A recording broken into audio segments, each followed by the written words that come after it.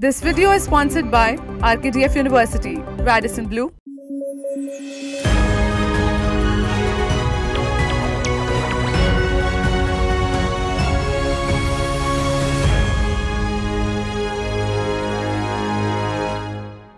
Good morning, I'm Vidusha Agarwal and you're watching News Flash. Today is the 8th of August and we have a lineup of crucial stories touching every corner of the globe, from the latest developments in politics to groundbreaking advancements in technology. ISRO announced on Wednesday that its latest Earth observation satellite EOS-08 will be launched on August 15 aboard the third and final developmental flight of its small satellite launch vehicle, also SSLV-D3. The mission aims to design and develop a micro-satellite, create compatible payload instruments and incorporate new technologies for future operational satellites. Bangladesh Army Chief General Baker Us Zaman announced that the interim government, headed by Nobel laureate Muhammad Yunus, will take oath on Thursday. In a televised address, he stated that the ceremony will take place at 8 p.m. and mentioned that the advisory council may consist of 15 members.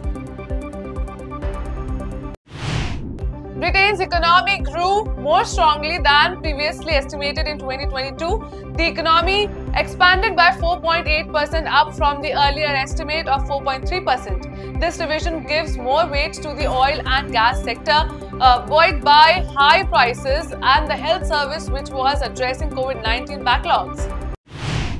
Garment factories in Bangladesh, which are expected to account for 90% of the country's exports, reopened on Wednesday, aiming to resume full operations. Production had been disrupted by violent protests that led to the ousting of Prime Minister Sheikh Hasina. Hasina resigned and fled the country on Monday after around 300 people were killed and thousands injured in a crackdown on student-led protests since July. 3 days after Sheikh Hasina resigned and fled the country amid nationwide violence, Bangladesh remains without a government. Protesters, particularly student groups, had demanded a transition to democracy from what they considered Hasina's autocratic rule. Instead, they now face a military regime, with looting and political violence escalating across the country. Pakistan expressed solidarity with the people of Bangladesh on Wednesday after Prime Minister Sheikh Hasina fled the country following weeks of protests and civil unrest. The Pakistan Foreign Ministry stated, "We are confident that the resilient spirit and unity of the Bangladeshi people will lead them towards a harmonious future." The Indian rupee weakened to yet another all-time on Wednesday, hurt by the continued unwinding of carry trades and on dollar demand from local importers. The rupee fell to its record low of 83.9725 to the dollar before closing at 83.9550, its weakest since closing ever level. South Africa's security industry regulatory body stated that a camp where 95 Libyans were detained last month is illegal, as it provided military-style training to people from a country in conflict. The Libyans have been detained since July 26, following a police raid on the remote training camp near White River, approximately, which is 360 kilometers east of Johannesburg. China conducted a combat patrol near a contentious reef in the South China Sea to test its strike capabilities, coinciding with joint military drills by the United States and its allies in the same waters. Now, tensions in the disrupted area have escalated due to a series of confrontations between Chinese and Philippine vessels, raising fears of a broader conflict that could involve the United States under its mutual defense treaty with the Philippines. It is time for a break now. We'll be back with more news. Stay tuned. इस तरह आरकेटीएफ विश्वविद्यालय राज्य और देश के आधुनिक और उच्च विश्वविद्यालयों में से एक है। आरकेटीएफ यूनिवर्सिटी, ये है RKTF university. RKTF university, a world-class university. Education glorifies nation.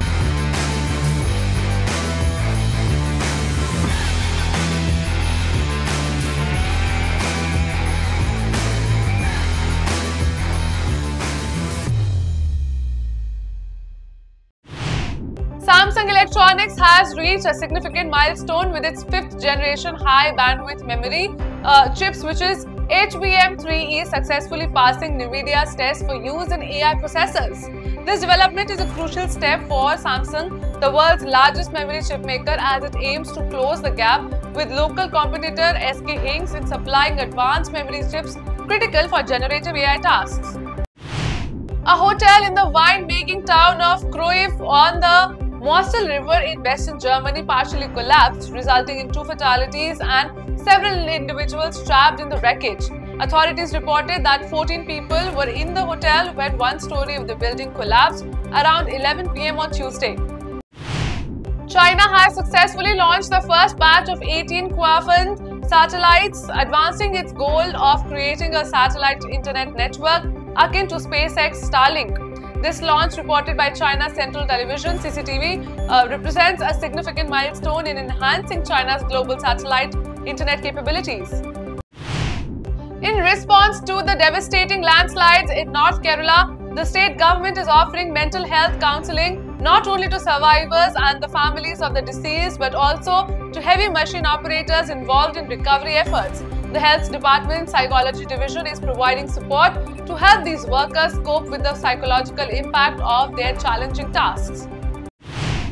The Waqf Amendment Bill set to be introduced in the Lok Sabha proposes significant changes to the existing Waqf Act 1995. Key updates include ensuring representation for Muslim women and non-Muslims in Waqf boards and renaming the Act to the Unified Waqf Management, Empowerment, Efficiency and Development Act 1995.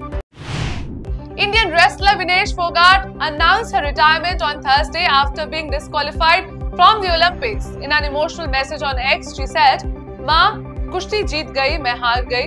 Fogart, who is 29 years old, was disqualified from the 50 kg freestyle final at the Paris Olympics 2024 for weighing slightly over the permissible limit during the weigh-in. The Border Security Force stopped hundreds of Bangladeshi nationals attempting to cross into India at the international border in West Bengal's Jalpaiguri district. The fleeing Bangladeshis claimed they were under attack in their home country. A BSF official stated that despite the large gathering at the border, entry into India was prevented as the border remained fully sealed. The Bharatiya Janata Party accused Rahul Gandhi and other Congress leaders of having napak or impure ties with Pakistan following reports that the Islamabad embassy sent mangoes to Gandhi and other Lok Sabha MPs. Union Minister Giriraj Singh remarked, "Some time ago, Rahul Gandhi said he doesn't like mangoes from Uttar Pradesh. Now the Pakistan embassy has sent mangoes to him. Did he go to Pakistan or ask for help in removing Modi?" The central government has decided to waive the requirement for clinical trials in India for certain drugs already approved in the US, UK, Japan, Australia, Canada and the EU. This waiver applies to 5 categories: orphan drugs for rare diseases, gene and cellular therapy products, new drugs for pandemic situations, new drugs for special defense purposes and new drugs with significant therapeutic advances over the current standard care. That's all for the headlines of the day. For more updates, download the app and keep watching Rhythm.